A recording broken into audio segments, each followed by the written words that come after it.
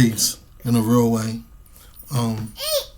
Today's topic comes off of the heels of one of those typical conversations about quote unquote black on black crime, or if we as original people treat each other better than white people will treat us better, which is insane because we've been in various states of stateliness, cleanliness, and godliness, and history shows you how they respond to that. So the logic escapes me. But meanwhile, my point to this video is, in order to cure the sickness, we got to diagnose the sickness correctly. So don't get me wrong, we do need to treat each other better, but that's because we need to treat each other better. That has no bearing on how anybody else treats us or views us or anything else. You know what I'm saying? And nobody else's view of us should be hinged upon how we view ourselves, because what goes on in our house is our fucking house. And just because me and my brother argue don't mean that the neighbor can intervene. So moving forward, let's be like completely clear that a lot of times what we consider to be senseless violence is not really senseless violence. It's actually extreme violence. Here, babe. Now, senseless violence is when innocent people are getting harmed. Stop. Move. Move. Move yourself. Come get this. Is when senseless violence is when, play with that. Senseless violence is when innocent people are being harmed. But when you are talking about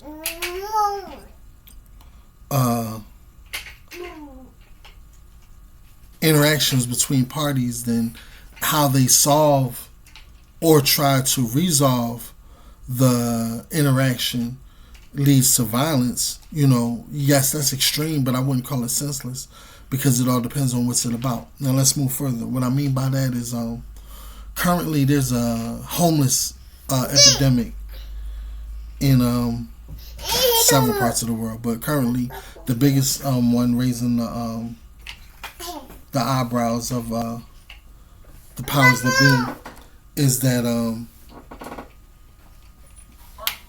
the homeless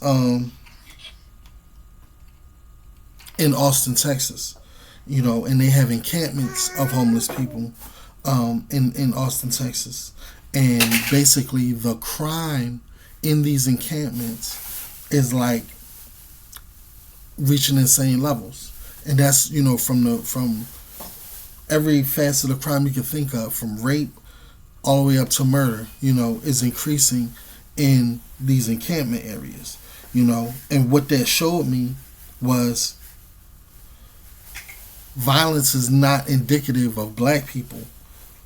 Violence is indicative of poverty and people without, because these people in these encampments aren't black people. So when black people are in an impoverished state, and y'all look at us and say, when we treat each other better, they'll treat us better, that shows that the devil planted fear in you when you was a little boy. Like you still looking at us through the bluest eye, because you're equating black with the violence and instead of the poverty. Black is not synonymous with violence, but violence is synonymous with poverty, has been proven time and time again. So with that said, if two poor people are fighting over something one of the poor parties stole from the other poor party, and their fight. Watch out, baby. Oh, go ahead, play with that. Their fight escalates to violence, and one of them gets killed. That's not senseless violence. It's extreme because it could have been resolved a different type of way, but it's not senseless. Because to steal from someone who already has nothing is already an extreme crime in itself. So the response is going to be extreme. And that's the same thing that's going on in our neighborhoods right now. Sure, there are more black millionaires now than there ever have been, but their wealth is not being spread amongst the impoverished. So there's still plenty of poor people out here fighting for scraps, killing for scraps. And they're not killing each other because they're black. They're killing each other because they're poor. So let's call it what it is. It's not senseless violence. The fact that they're impoverished is senseless. Let's get to that part. That's the senseless violence. That this government and as much money is being flourished and circulated throughout this economy that we actually even have a poor class. That's the senseless violence. That's the act of violence that is senseless, that has been purported amongst the people. So let's call it what it is. Two poor people fighting over a loaf of bread is not senseless. It's extreme, but it's not senseless. It makes to fight to survive it makes all the sense in the world. That's the only sense it makes.